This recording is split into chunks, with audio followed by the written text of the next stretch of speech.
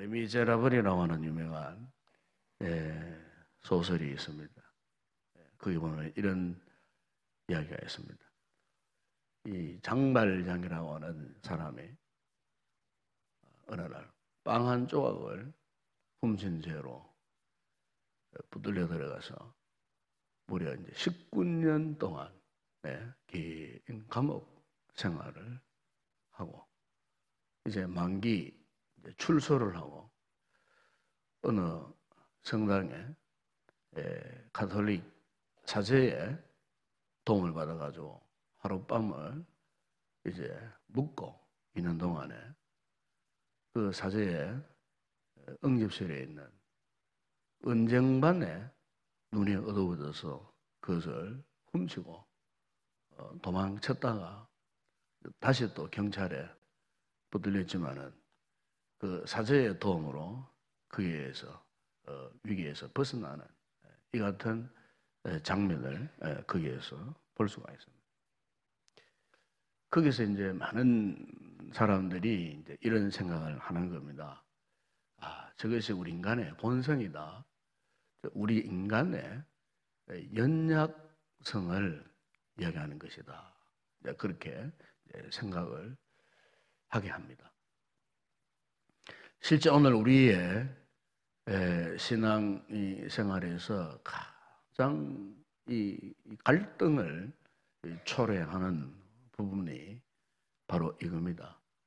우리의 연약함, 우리의 연약성을 우리가 고백할 때가 사실 많이 있습니다. 우리 성도들이 하나님 앞에 이 죄를 짓게 되는 것도 사실 우리의 이 같은 연약함을 부인할 수 없습니다. 이 연약함 때문에 사실 우리가 죄를 짓고 있습니다. 그런데 우리가 엄밀히 말하면은 구원받은 하나님의 이 사람들, 이 은혜를 입고 살아가는 우리가 하나님 앞에 이 시시때때로 이 죄를 짓는 것은 사실 우리의 연약함의 문제가 아닙니다. 우리는 주로 이제 이런 우리의 연약함을 핑계를 많이 하죠. 죄 짓고 난 다음에 하나님, 내가 연약해서 죄를 지었습니다. 눈으로 보고 또 말로 행동으로 우리 죄를 짓고 항상 우리는 하나님 앞에 이런 기도를 자주 합니다. 하나님, 나의 이 연약함을 용서해 달라고. 나의 이 연약함 때문에 죄를 지었다고. 그러나 엄밀히 말하면은 우리의 연약함도 연약함이지만은 사실은 우리의 연약함 때문에 죄를 짓는 거 아니에요. 연약함 때문에 말씀대로 살지 못하는 것 아니에요. 중요한 것은 우리가 이 살아계신 하나님, 지금도 살아계신 하나님을 우리가 인식하지 못하는 게 그 문제예요. 하나님이 살아계시는데 지금 하나님이 지금 나의 일거수일투족을 지켜보고 계신다. 여기에 대한 분명한 인식이 없기 때문에 그래요. 연약함 때문이 아니에요.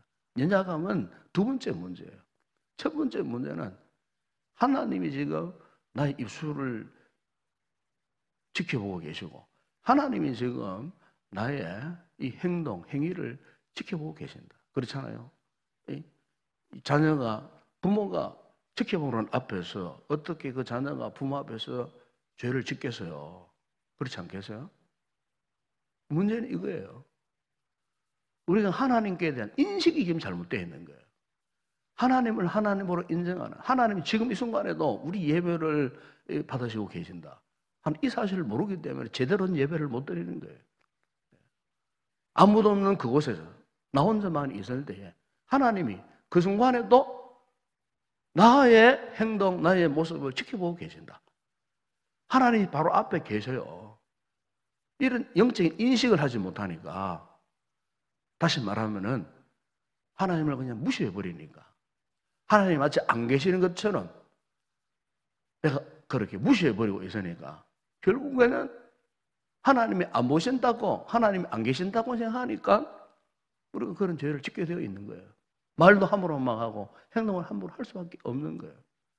그렇기 때문에 우리는 종종 우리가 죄를 짓고서도 나의 연약함을 용서해달라고 그렇게 기도하지만은 사실 알고 보면은 우리의 연약함이 문제가 아니에요. 하나님 앞에 내가 있다는 사실에 대한 영적인 이 감각이 없는 거예요. 인식이 없는 거예요. 이것 때문에 우리가 이 죄를 짓고 있는 거예요. 예. 여러분, 오늘 이 본문을 보게 되면은 성령도 우리의 연약함을 도우신다고 말씀했지만은 사실은 이 연약함이 문제가 아니고 분명한 사실은 지금 성령님이 우리 가운데 내주에 계셔요. 그분이 우리의 삶에 그 모든 일거수일투족을 지금도 감동하시고 지키시고 인도해 주세요. 주님이 우리를 향하여서 내가 너희를 고아와 같이 버려두지 아니할 것이라고 말씀하시면서 보혜사 성령을 너희 가운데 임하게 하겠다. 너희 가운데 두겠다. 나는 가지만은 그분이 너희 가운데 오실 것이라고 그렇게 말씀하셨거든요. 우리가 예수 그리스도를 믿을 때에 분명 성령님이 지금 우리 가운데 계셔요. 문제는 우리가 이 사실을 인식하지 않는다는 겁니다. 믿지 않는다는 겁니다. 여러분, 오늘 우리가 믿음 생활을 오랫동안 해도 왜 변화가 없습니까? 왜 우리가 진정 변화된 삶을 살지 못합니까? 우리가 정말로 믿음 생활을 참 나름대로 열심으로 하지 않습니까? 나름대로 기도 생활 열심히 하는 것 같고 말씀 훈련 열심으로 받는 것 같고 모든 예배 시간 한 번도 빠지지 않고 열심으로 예배에 참석하고 뭔가 참 나름대로 열심을 품고 살아가는 것 같은데도 근데 도대체 신앙의 성장이 없어요. 발전이 없어요. 왜 그럴까요? 이 문제예요. 우리의 연약함 때문이 아니에요. 알고 보면 하나님을 제대로 인식하지 못하는 거예요. 지금 이 자리에도 성령이 지금 함께 하신다는 사실. 우리가 어떤 상황, 어떤 처지에 큰 참 세련의 골짜기에 놓여진다 할지라도 지금 그곳에서도 성령 하나님이 지금 나와 함께 하신다는 이 사실에 대한 분명한 영적인 인식이 사라져 버렸기 때문에 그래서 우리가 그분을 하나님으로 인정하지 못하기 때문에 우리가 한없는 절망감, 연약함 중에서도 더 깊은 연약한 자리에 처해질 수밖에 없다는 것입니다. 우리가 이 보험서에 보게 되면은 이 주님의 이 제자들이 3년 반 동안 주님과 동행을 했지만은 주님의 십자가 사건 앞에서 보십시오. 한결같이 다 그냥 주님을 배만해 버렸어요. 그러니까 그들의 생각은 그동안 믿고 의지했던 이제 주님이 자기들 곁에서 떠난다고 생각했거든요. 이제 안 계신다고 생각했어요. 그래서 이 제자들이 이 같은 잘못된 모습을 경계하시기 위해서 주님께서 그들에게 약속하신 것이 무엇입니까? 나는 떠나가지만은 너희에게는 너희를 보호하고 너희에게 은혜를 베풀 보혜사 성령을 너희들 가운데 보내어 주겠다. 그가 영원토록 너희와 함께 있게 하겠다. 그는 진리의 영이고 세상은 능히 그를 받지 못하지만은 그러나 내가 너희들에게는 그분을 알도록 하겠다. 그가 너희들 가운데 있도록 하겠다. 분명히 주님은 떠나시지만은 주님의 이 거룩한 영이신 성령님이 너희들 가운데 있겠다고 분명히 약속을 했거든요. 그런데 제자들은 그것을 믿지를 못했어요. 그것을 인식하지를 못했어요. 주님이 그들 가운데 안 계신다고 생각했거든요. 십자가에 죽으신 주님께서 이제는 그들의 곁을 떠나셨다고 생각했거든요. 그래서 부활하신 주님께서 계속해서 그들을 찾아와서 하셨는 말씀이 무엇입니까? 사도행전을 보게 되면 너희가 예루살렘을 떠나지 말고 내게 들은 바 아버지의 약속하신 것을 기다리라. 몇 날이 못 되면 너희가 성령으로 세례를 받을 것이라고. 실제로 여러분, 이 초대교회 성도들이 마가의 다락방에서 그들이 경험했던 것이 뭡니까? 바로 성령님의 강림이었습니다. 성령님의 임재였습니다. 성령은 곧 그리스도의 영입니다. 여러분, 우리가 2000년 전에 주님을 직접 보지는 못했고 만나지는 못했고 그분이 하셨던 역사들을 우리가 경험하지 못했지만은 여러분, 2000년 전에 그 같은 주님의 귀한 역사하심을 오늘 이 시대에 현대에 이르도록 우리 성도들이 그 같은 은혜의 역사를 경험하게 하시는 분은 바로 성령님이십니다. 성령님. 여러분, 오늘 우리가 믿음 생활에 동력을 회복하기 위해서는요, 우리의 어떤 인간적인 열심 이런 게 아닙니다. 사실 그것은 가장 기본적인 말씀 아니겠어요? 이 성령님과 나와의 영적인 이 관계가 회복이 되어져야 돼요.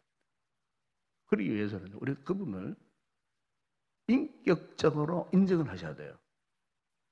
그냥 교리적으로 신학적으로 그분의 존재를 그냥 아는 것이 아닙니다, 여러분. 물론 우리가 신앙의 첫 단계는 알아야 되겠지만은 그 다음에 중요한 것은요, 경험이요, 경험. 오늘 우리의 이 삶의 순간순간 그분이 지금 내 안에 계시고 그분이 지금 내 앞에 계신다 하는 이 사실. 맞지? 눈으로 우리가 보는 듯한 이 같은 분명한 영적인 인식, 인정, 이게 필요한 겁니다, 여러분.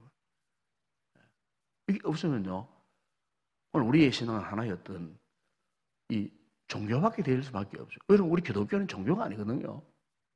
우리가 믿는 이 하나님을 믿는 신앙은 종교가 아니에요. 신앙이에요, 신앙.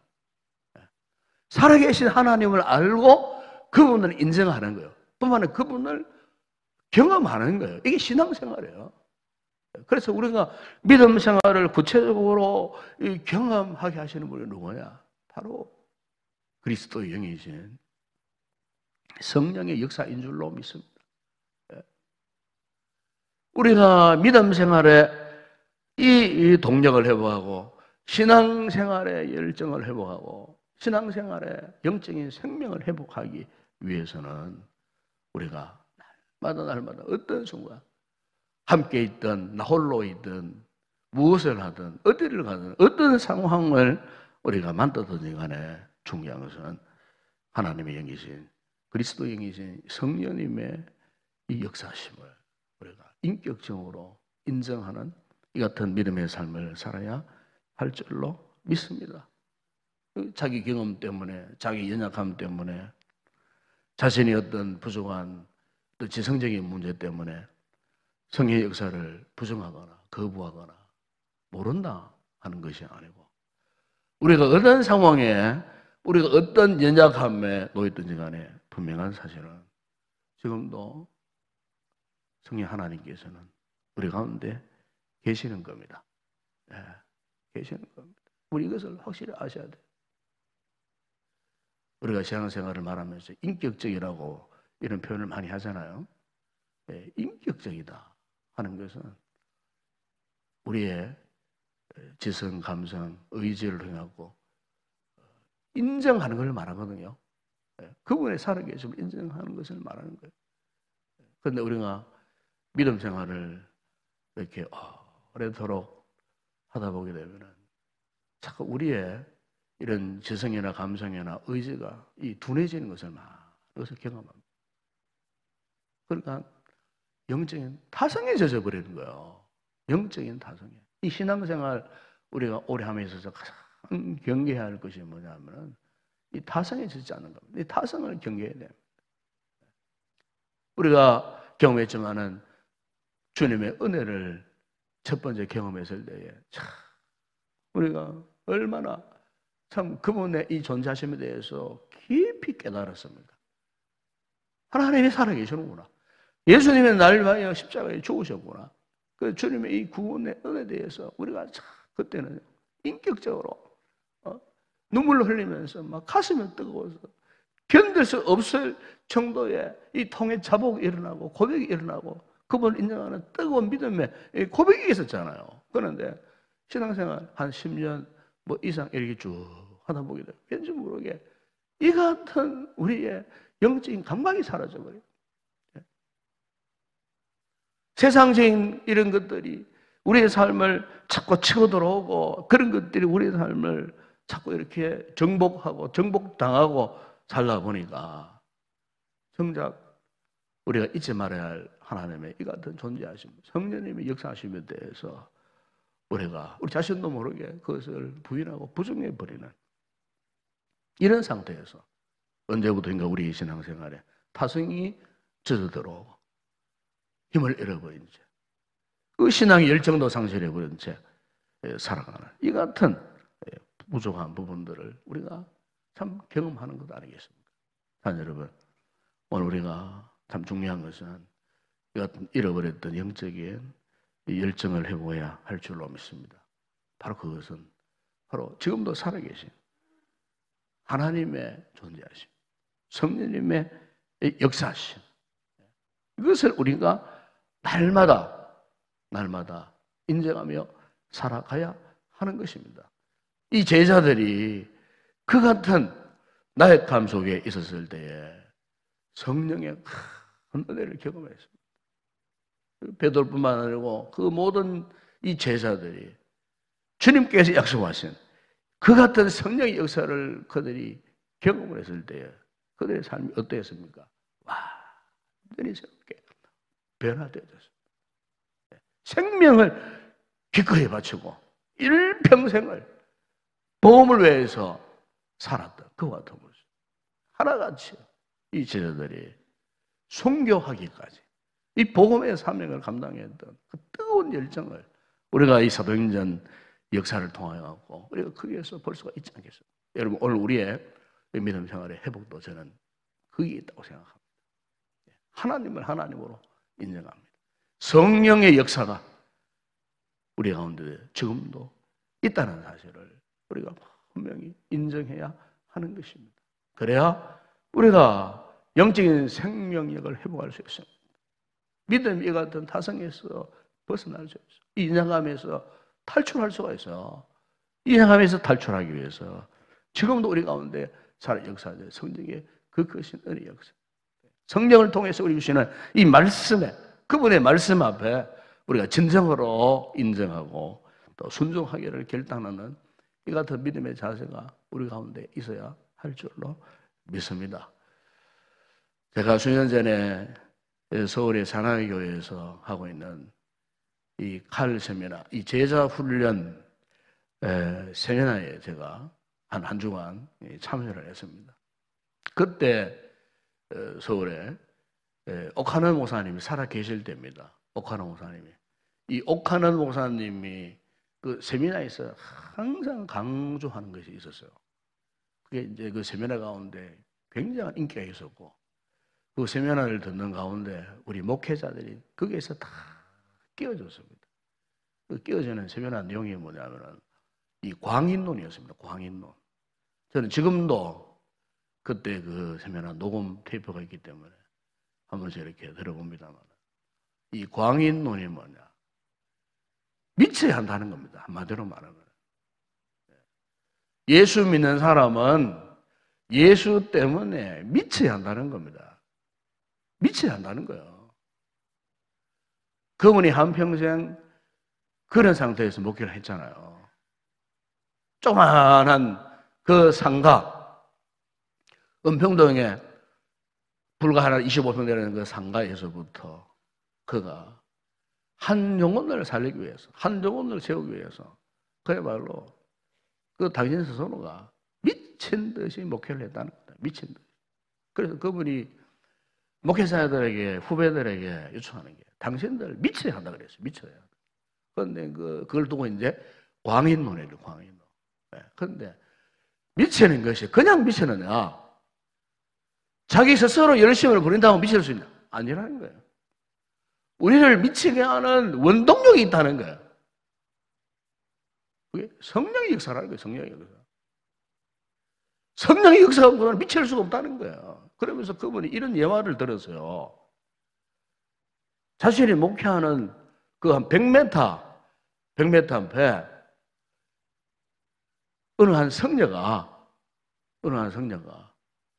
절을 개척을 해서 마치 교회를 개척하듯이 절을 개척을 했는데, 그런데 이 성녀가 절을 개척해서 우리 열심으로 해보려고 하는데도 이 절이 교회로 말하면은 부흥이 되지 않더라는 거예요. 부흥이. 그래서 이 성녀가 고민을 했어요. 이 성녀가 누구냐 하면은 지광 성녀라고 대단한 사람이에요. 불교에, 지금도 불교에서 대단한 사람입니다. 이 사람이 서울대학을 졸업한 사람이에요. 서울대학을 졸업하고 한때 한국일보 기자까지 했던 그런 사람이에요. 그러니까 굉장히 똑똑한 사람이에요. 워낙 이 사람이 원래는 이 가톨릭 신자였습니다. 가톨릭 신자. 그러니까 이 세례명까지 갖고 있던 이 성녀가 이제 불교로 개종한 거예요. 불교로. 가톨릭에서 불교로. 그리고 성녀가 되어가지고 한번 자신이 이 절을 한번 세워가지고 아주 유명한 이렇게 성녀가 되겠다고 하는 이 이제 확신 속에서 절간 개척을 했는데 안 되는 거예요. 수년이 지났는데도 고작 한 열 몇 명의 신도들만 찾아오는. 참, 그래서 나중에 여러 가지 이제 고민을, 갈등을 많이 했는데. 그런데 바로 코앞에, 100m 앞에 어느 한 교회가 나날이 이 붕대해져요. 상가에서부터 내려오더니 예배당을 건축하더니 뭐 예배당이 막 나날이. 그러니까 이 지광 이 성녀가 올 때 엄청난 도전을, 충격을 받은 거예요. 왜 저럴까? 야, 어떻게 해서 저렇게 될 수 있어? 그래서 그가 잠입해가지고 그 사랑의 교회, 그 신앙생활하는 성도들의 그 모든 모습을 본 거예요. 가만히 보니까 이 성도들이 열심으로 이 말씀을 배우다는 겁니다. 성경을 배우다는 겁니다.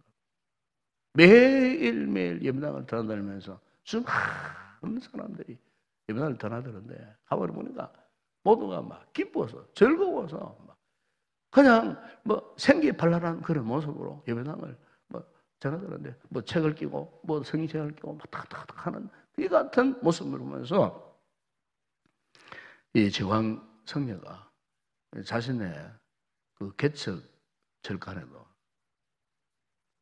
그러구나. 불교 신도들도 불교가 붕대를 하면 다른 게 필요 없고 불경을 공부해야 되겠고.